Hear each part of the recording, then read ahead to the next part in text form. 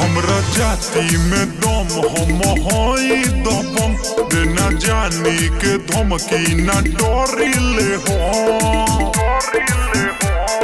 रे। हमरा जाति में दम हम हई दबम बिना जानी के धमकी न डरिले हम।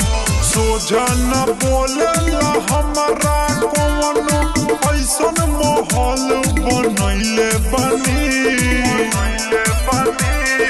जिला के किला हिलैले बनी हम यूपी बिहार में छैले बनी। जिला के किला हिलैले बनी हम यूपी बिहार में छैले बनी।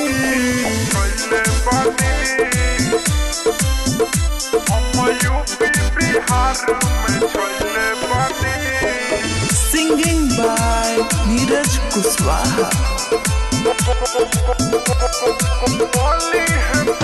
अरे कोली है पता कौनो इलाका चलेला हमरे राज रे।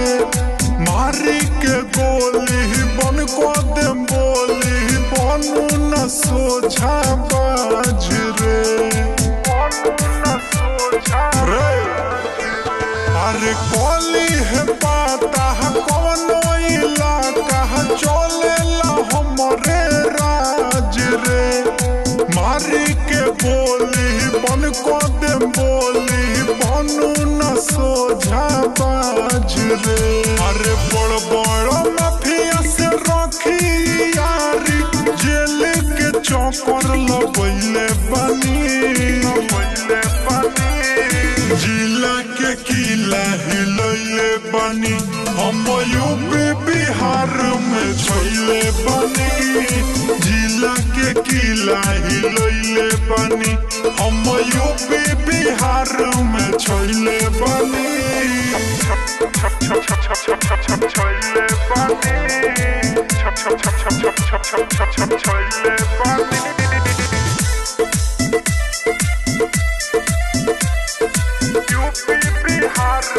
Music by Kundan।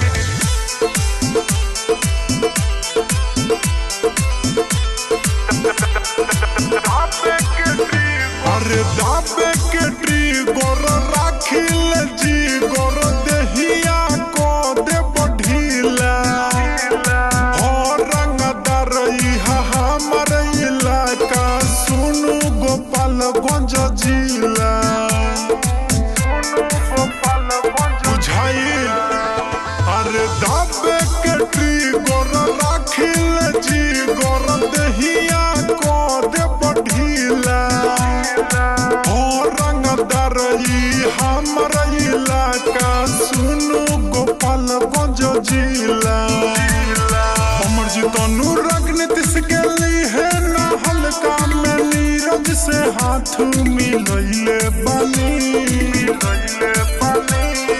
जिला के किला हिलैले बनी हम यूपी बिहार में छैले बनी।